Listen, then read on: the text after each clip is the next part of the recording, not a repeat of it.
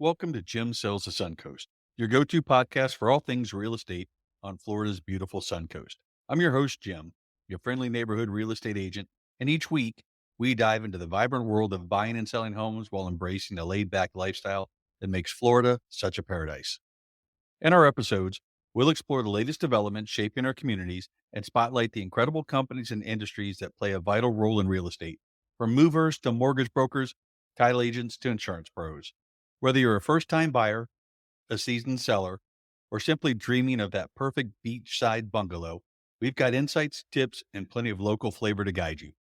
So grab your sunscreen and get ready to soak up knowledge, laughs, and a little sunshine as we navigate the Suncoast together. Let's make your real estate dreams a reality, one episode at a time. All right. Greetings and welcome to Jim Sells the Suncoast. Today, I'm super excited to have Tony Suppa, owner of Aqua Duck Plumbing, on here.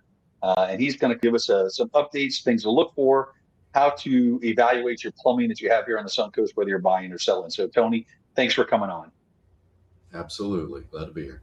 Tony, tell me a little bit about your background, how you got into plumbing, and what you see out here on the Suncoast. Sure. All right. So I'm one of the three people that was born and raised in Florida. And I grew up on both coasts. My dad lived in West Palm Beach area. My mom lived in Venice in Sarasota County here. I was always really maybe gifted in visual arts. Long story short, I ended up going to Ringling School of Art and Design here in Sarasota. Okay. I made the mistake of going fine art, which means I was paying about $100,000 to be a starving artist. So I ended up getting out of there, and I apprenticed a master portrait painter. Hurricane came. I was living in an artist colony, and it got pretty wrecked by Charlie. I decided to shift gears. I'd always wanted to enlist and serve in the military. I kind of junior year when 9/11 happened, and I just always had a desire to serve. So I ended up taking it as an opportunity to enlist. My grandfather was a CB in World War II. I kind of like that, which is construction, for anybody who doesn't know. I talked to friends. My friend had joined essentially the construction battalion. It's called Air Force Engineers. But in the Force, and he was like, bro, you don't want to be on a boat for 9 months. And I was like, you're right, I don't. So I ended up Air Force, became a combat I was Texas, Alaska, Kansas, been all over the world, 2 combat tours, one Iraq, one Afghanistan. Missed the birth of my second daughter in Afghanistan, and that's when I decided it was time for me. I was done. So I started studying. I was a plumber, more specifically. We had all the different trades in the military, and I go for plumbing, interior plumbing, exterior plumbing, underground utilities, fire suppression systems, natural gas, propane, backflow, just a whole kit and caboodle, way more than what I do right now. Water treatment, wastewater treatment, pools, all sorts of stuff. So I ended up to get my license. Took me about a year and a half before I got out. Got out of duty. I joined the Florida Air National Guard, and I did that for 3 years. At the end of that, though, it was pretty clear I was going to have to deploy. I ended up not re-enlisting because it would destroy my business if I had to leave for a year. So 12 and a half years in the military, and I've been open now for about 12 years and servicing Sarasota County, a little bit of Charlotte, a little bit of Manatee. Well, first, thank you for your service. And then, two, wow, what a breadth of experience that you have coming from all that. And then, kind of here where maybe you don't have quite some of the difficulties you had overseas, deployed on combat, where, hearing somebody upset that they have an overflowing toilet. Yeah. But at least you're not on fire, right? Nobody's trying to piss up while we're doing it. So that's good. Fantastic. So let's ask you, when I'm coming into a home, what would you say the biggest red flag that they would immediately notice walking through a home or looking to purchase a home?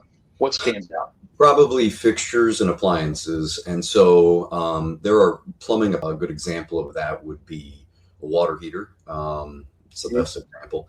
Garbage, things like that. So anything that has power and renders a service is an appliance, whereas a fixture like a faucet or a porcelain sink or a stainless steel sink or a toilet or a tub or something like that. So, your first house is going to tell you a lot, how well things have been maintained, that sort of thing. So you're going to look for if they exist, right? Because I've been in properties where there's no toilet for whatever reason, or Right. no water heater or something like that. So we make sure the appliance or the fixture is present. You want to make sure it's serviceable, meaning it's functioning. There aren't any issues. It doesn't need to be repaired. Maybe something simple like a toilet rebuild or something like that. But if it's 40 years old, I have a lot of people, they're like, well, it's not that old. I mean, it's only built in 95. And I'm like, let's do the math on where 1995 is in relation to today. And so it's always a surprise, but 40 years pretty quick. So, we want that there aren't any drastic things that need to be done to make the functional. Some of it isn't a big deal. Maybe they just need a new faucet. It's not the end of the world. Then the next I would do is I would go through and I'd look for the things that insurance companies look for, because because of costs that they've had over the last few years, they've sought to limit their exposure.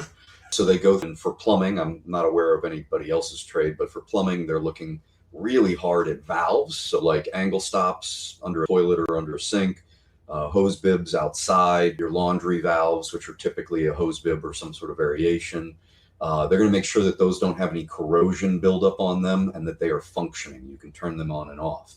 If they don't, they're going to make you replace them. So it might be something, if you're a seller, to be preemptive about these little details, because, it's sale faster, less hangups. But if you're a buyer, just know that, those things, insurance company comes through, they're going to do things like that. Right. Then I would say what's visible, easy to see. I would, a lot of people don't think about it, but, pay attention on a well or on city water. If you're on city water, there's not a lot you have to do. You can treat the water to make it taste better. You can, it's not like super necessary. But they do add chemicals to the water. So, if you're chlorine or chloramine or, fluoride issue here, I don't believe so. But a carbon filter would out all of those contaminants and give you like really good tasting, we call it palatable water. If you're on a well, where you're at, are you in Northport or in South Venice, or where are you at as to what kind of water you have? You should have the water tested to see what's going to be involved, know what kind of filtration systems already installed, because, filtration, especially on a well, they can add up. Make sure that is in good working order. And I would consider a softener system, carbon system, filtration system that's whole house. That would be like an appliance as well. Something, it's got power to them, don't run off power, but most of them do. So you just need to make sure that's in good working order. When you hear back from like 4-point inspections, what shows most often? Yeah, it's typically the home inspectors are very keenly aware of the insurance situation. So they are pointing out angle stops, especially under sinks, hose bibs that are corroded. They go after water. What's an angle stop? Oh, angle stop is like the technical term for the little valve that shuts off water to a fixture inside the home. So under your toilet, you're going to have one angle stop that feeds, and then under a bathroom sink, under the lavatory, you'll see a hot and a cold. The toilet doesn't have hot, obviously, so it just has the one, but for a sink, you're going to have a hot and a cold. They develop corrosion they don't get used very often. I mean, they get installed, and you turn it off to replace the faucet every 5-10 years. It never gets, so anything that, just like a car, like if you parked it, can have more issues than if you drove it around 5 miles a week, Yeah. Okay. I know that is a huge issue now coming in when they start looking past a certain age. Mm-hmm. What is it we could look at? Can you tell visually? Yeah, there's a lot great, but when it's bad. There's a lot you can. So first of all, I distinguish between electric and gas. And then you also tank and tankless. So a lot of things going on there. Most homes in the area are electric tank style water heaters. I'd say 70-80% are that. There are a few that do have natural gas, Venetian, Gulf and River Club, a bunch of, but even those, there's just not a lot of natural gas around here.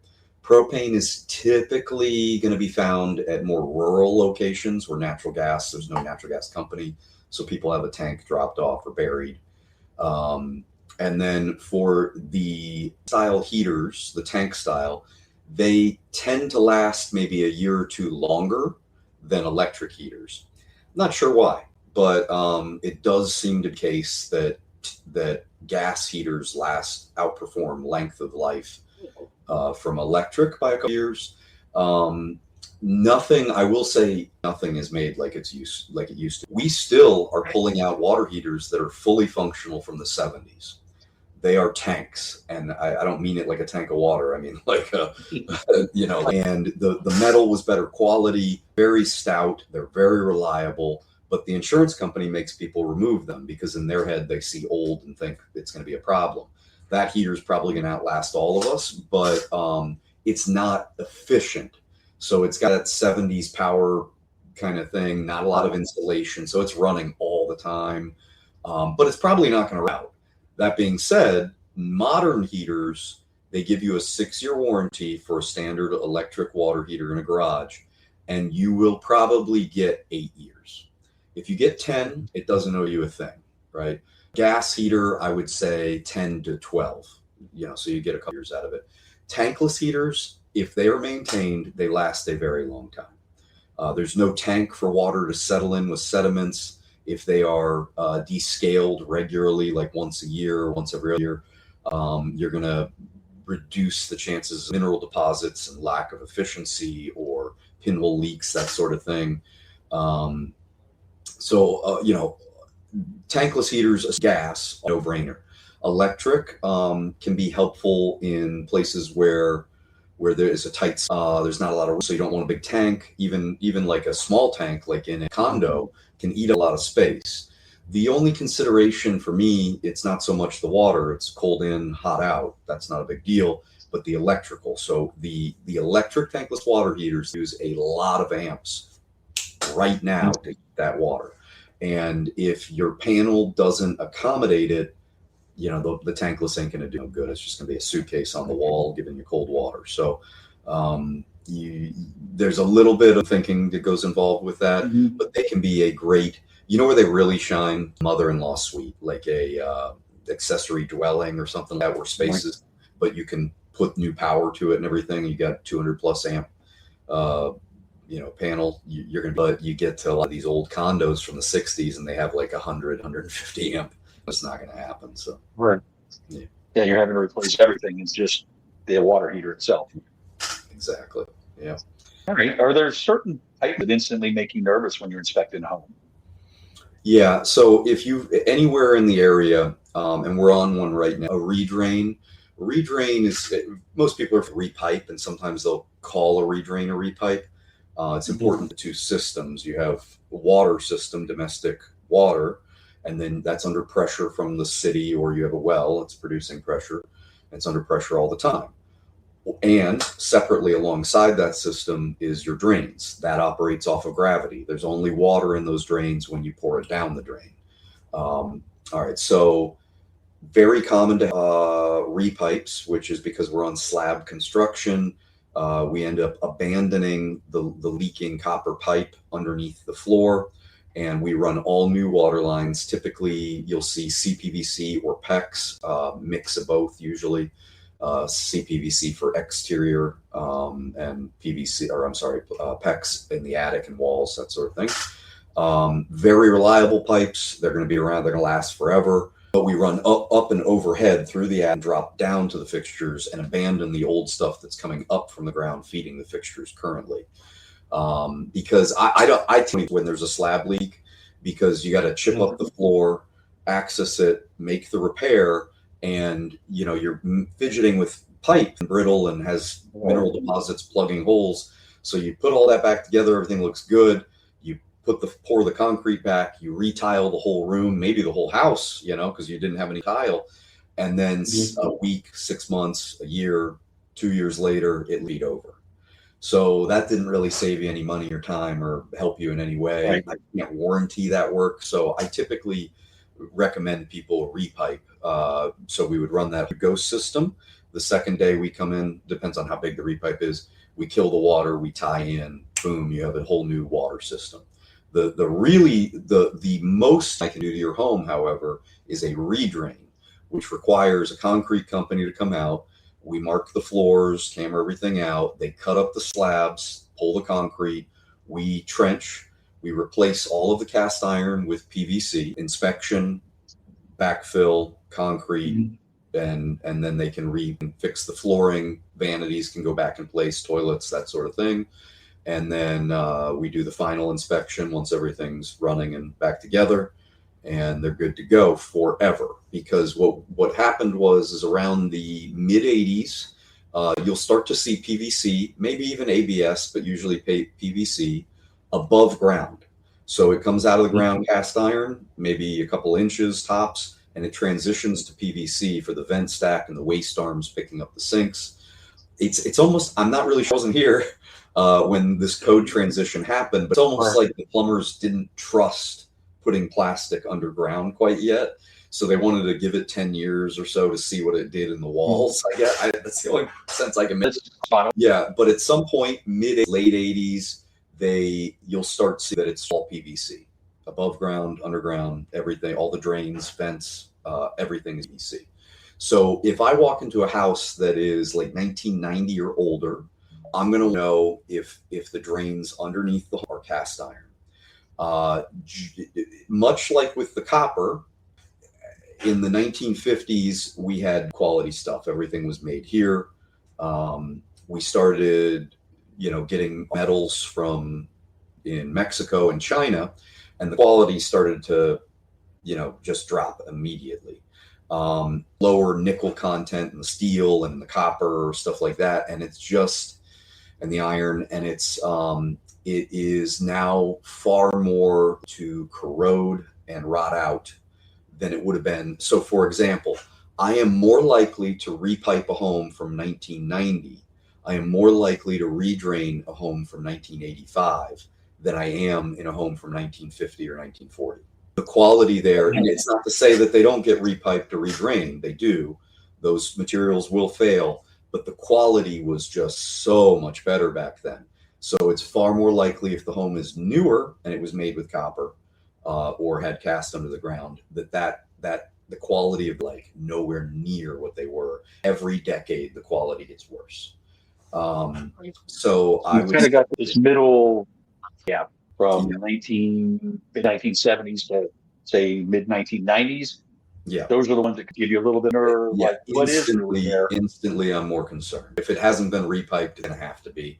If it hasn't been redrained, it's eventually. Now that being said, there is another option. It's not one that we offer, but in certain circumstances, and the companies that offer this service, they'll tell you if or not, but they can actually shoot a liner in a sewer. And there's a million different copyrights on different styles and systems for how this works. But most of them look something like a Kevlar sock that is pulled through the sewer, inflated with a balloon. And that Kevlar sock is first, before they pull it through, is impregnated with like an emulsion, like an epoxy of some kind. And it hardens up and it will give a nice smooth, slide for, however, if there's in the sewer, like a lull or a low, and you line it, you're going to line low spot. So if the problem was the low spot, lining it isn't a solution. So I would say, yes, exactly. So the lining, I would say probably something like 50-50 if it's possible.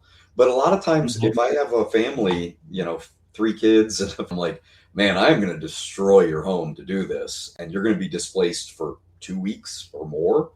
So I oftentimes say, hey, you might want to call and get a quote for lining and see if it's a possibility for you, so that you don't have to move out for months at a time. If you're buying a house and plan on remodeling it, and you have sewers, it would be prudent to go ahead and tackle it before you move in, and at the initial remodels. Same with the repipe, because you don't want a pinhole leak on 40-year-old copper, destroy your home after you redo everything. That doesn't make no sense. So there are things to be, thinking about if you're remodeling. This is the time. This is it for sure. So yeah, we would Normally we need inspection for like a camera, and this would involve we hop up on the roof and we put our sewer camera down the vent stacks, and we just ride them out to sea, and just see. And we go down every vent and angle and as much as we can, and we give a report. Now that report may say, hey, cast iron looks pretty functioning, everything's flowing, there's no major debris blocking up the works or anything like that. But maybe hey, years old, I might want to jet it. And jetting hydrojetting is like 3,000. It's essentially a compressor washer with a special hose that runs to a sewer, and there's different heads that do different things. And we can really clean up old cast iron pretty well. So if it's in good shape and it can handle 3,000 PSI, we can strip all that scale and rust and debris and grease, all that stuff out, and give it functionality where you're not going to have like every 6 months have to put a snake down there. So that might be prudent too, depending on the condition. But every once in a while we run into a home and we're like, man, you really lucked out. It's a gem of cast iron. It's in fantastic shape. Yeah. There's nothing you need to do, and you probably won't for another 20 plus years. So we encounter that too, where the cast looks great. I oftentimes am, I'm a little cautious because some of these things can be deal killers for realtors, obviously. So right. We don't necessarily want to destroy the deal, but we have to be honest and we have to be upfront with everything we're finding. There are some benefits, obviously, to the buyer scenario that might not be used for the seller, obviously. So you got to be careful. You don't want to blow up our deals, but you can. And if you want to take care of them, and you don't want them to have a surprise on their hands the moment they move in. So yeah, we'll be upfront and make the decision based on that. Yeah. So how could a homeowner, if maybe they already have a leak in the walls or under the slab, is there, other than water flowing, what are some other tells? Yeah. A lot of times, what we call a subterranean or a leak, and you might not know, like at all, because the sand, the soil is just percolating down. Gravity is taking the water down. Now, sometimes it's a matter of severity. Like once it blows, it might its way path of least resistance back up through a penetration through the slab, like where the water line penetrates the slab or a cast iron stack. It'll find these little holes, path of least resistance. It'll bubble up and ooze out. Some of that's proximity to where that is. And so that would be obviously a pretty devastating instant tell, is that your house is flooding. If that doesn't happen, a lot of times the way people call me and say, hey, I think I have a slab leak, is they get a letter or a call from the water department. And they say, hey, you have very high usage and it's constant, because water under pressure is constantly letting water out, right? So if I drilled a hole through a pipe, that water is going to stream out at the exact same pressure flow rate as the pressure that's coming in. So this can, if you get it says, hey, you guys are using much water. We suspect you have some things that are off, like toilets running continuously. Maybe a hose bib that's running. You didn't know there's a hose connected to it, and it's running somewhere, and it's just draining. You didn't even know. What else? We've had people steal water for filling their neighbor steals water for a pool. Just goofy stuff like that. But the easiest way to do it would be to, if you're on city water, to go to the meter, which is a box typically at the street. It says water meter on it. You pull it up. There might be some dirt in there. You can find like a little lid, and you fill it up, and there's going to be a dial, going around for gallons. Some are analog, but a lot of them will have a star or a gear or some sort of circle that's spinning. When it's spinning, that means that water's moving through it. So if you time it for if you shut off everything in the house, like you shut off the hose angle stops, faucets aren't leaking, your hose bibs, none of them are dripping, and you go out and you look at that and the wheel is spinning, even if it's slow, right? That would indicate that you have water running through your meter. And if you're not using it at any of the taps and it's not going down the drain and you don't see it anywhere, you've got a leak. Now, it could be between the meter and the home, or it could be under the home. Yeah, the quickest way to determine this is to go up to the house and kill the valve on the side of the house. If the meter shuts off, if that wheel stops spinning, that means that the leak is under the home. If it doesn't stop spinning, that means that the leak is between the home and the meter on the water service. So, two different repairs, essentially. Be your fastest way. It's more difficult with a well because you don't have a meter running. Okay. So let's shift a little bit. When somebody's selling a home, what plumbing repairs or updates or upgrades give the best? What would be things that somebody could do to really showcase their home? Yeah. I hate to say, it does seem like pretty things tend to be like it's kind of like an idea when you're having like a plumbing inspection. If you're clean with your purple primer and you show just a little wrap around the edge of the fitting and there's not drips everywhere, if you don't have glue dripping, it doesn't look like a macaroni art project from a 4-year-old, right?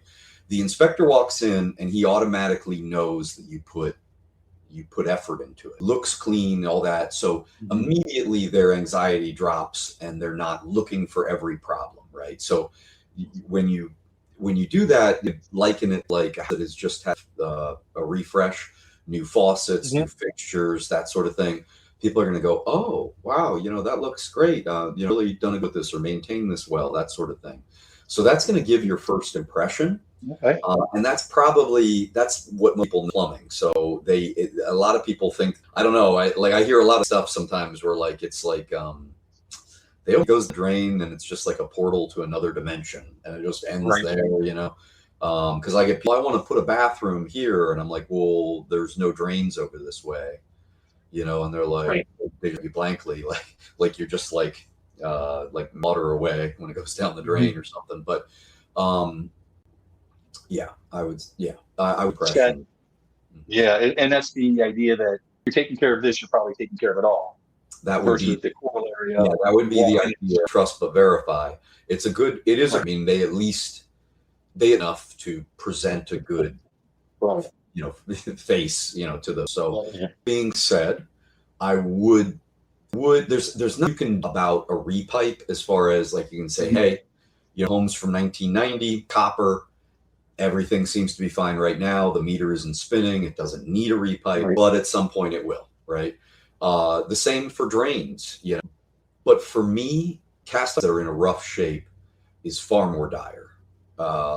It's just not no simple solution. There's no, cheap solution. There's no way to cut up all the floors in your house and it's going to be very.